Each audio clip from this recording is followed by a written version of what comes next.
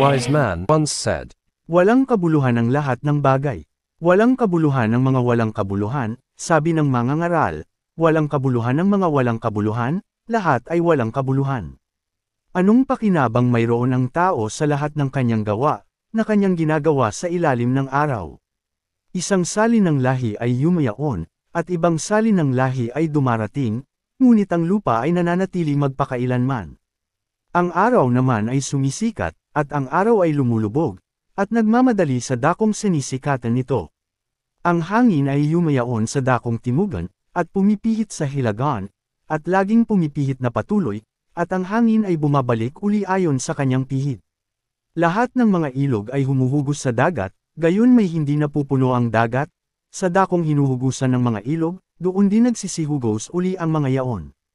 Lahat ng mga bagay ay puspos ng pag-aalapaap, hindi maisasaysay ng tao, ang mata ay hindi nasisiyahan ng pagtingin, ni ang tainga man ay nasisiyahan sa pakikinig.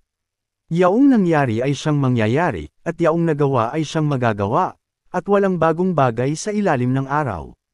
May bagay ba na masasabi ang mga tao, tingnan mo, ito'y bago? Naiari nga sa mga panahon na una sa atin. Walang alaala sa mga dating lahi, ni magkakaroon man ng alaala sa mga huling salin ng lahi na darating, sa mga yaon na darating pagkatapos. At inihilig ko ang aking puso na hanapin at siyasatin sa pamamagitan ng karunungan ang lahat na nagawa sa silong ng langit. Mahirap na pagdaramdam na ito ang ibinigay ng Diyos sa mga anak ng mga tao, upang pagsanayan. Aking nakita ang lahat na gawa, na nagawa sa ilalim ng araw, at, narito, lahat ay walang kabuluhan at nauuwi sa wala. Ang baluktot ay hindi matutuwid, at ang kulang ay hindi mabibilang.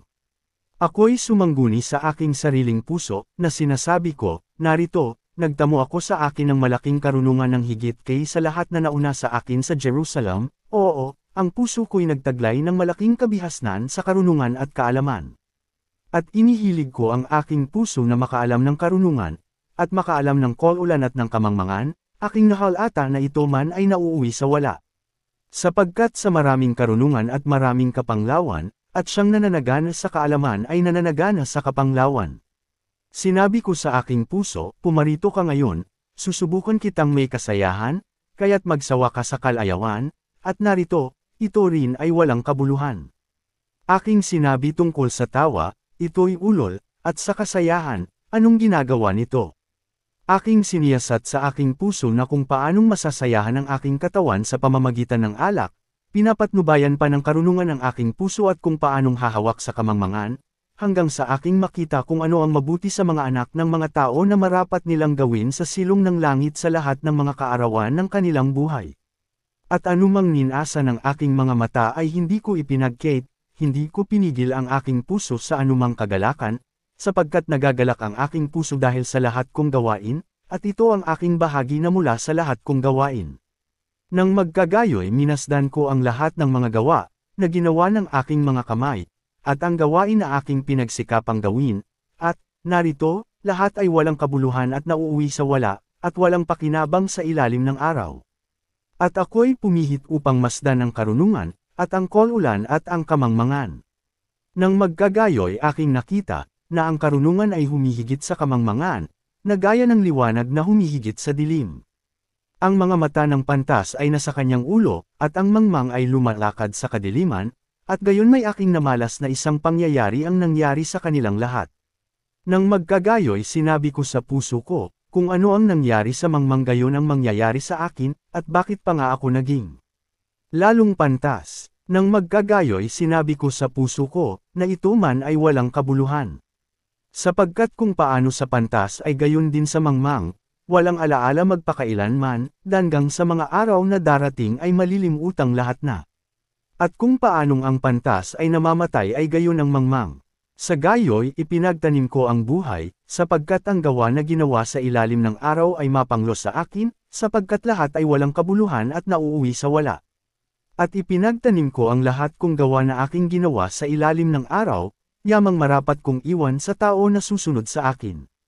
At sinong nakakaalam kung siya'y magiging isang pantas o isang mangmang? Gayon may magpupuno siya sa lahat ng aking gawa, na aking ginawa, at sa aking pinagpakitaan ng karunungan sa ilalim ng araw. Ito man ay walang kabuluhan, sapagkat may tao, na ang gawa ay sa pamamagitan ng karunungan, at ng kaalaman, at ng kabihasnan, gayon may sa tao na hindi gumawa niyaon ay iiwan niya na pinakabahagi niyaon. Ito man ay walang kabuluhan at malaking kasamaan, sapagkat ano ang tinatamo ng tao sa lahat niyang gawa, at sa nais ng kanyang puso na kanyang iginawa sa ilalim ng araw. Sapagkat lahat niyang kaarawan ay mga kapanglawan lamang, at ang kanyang pagdaramdam ay hapis, oo, pati sa gabi ay hindi nagpapahinga ang kanyang puso. Ito man ay walang kabuluhan. Walang maigi sa tao kundi ang kumain at uminom, at paglaking mabuti ang kanyang kaluluwa sa kanyang gawa. Sapagkat ang tao na kinaluluguran niya, binibigyan ng Diyos ng karunungan, at kaalaman, at kagalakan, ngunit ang makasalanan ay binibigyan niya ng damdam, na magpisan at magbantan, upang maibigay sa kanya na kinaluluguran ng Diyos. Ito man ay walang kabuluhan at nauuwi sa wala. Lahat ay narinig, ikaw ay matakot sa Diyos, at sundin mo ang kanyang mga utos, sapagkat ito ang buong katungkulan ng tao.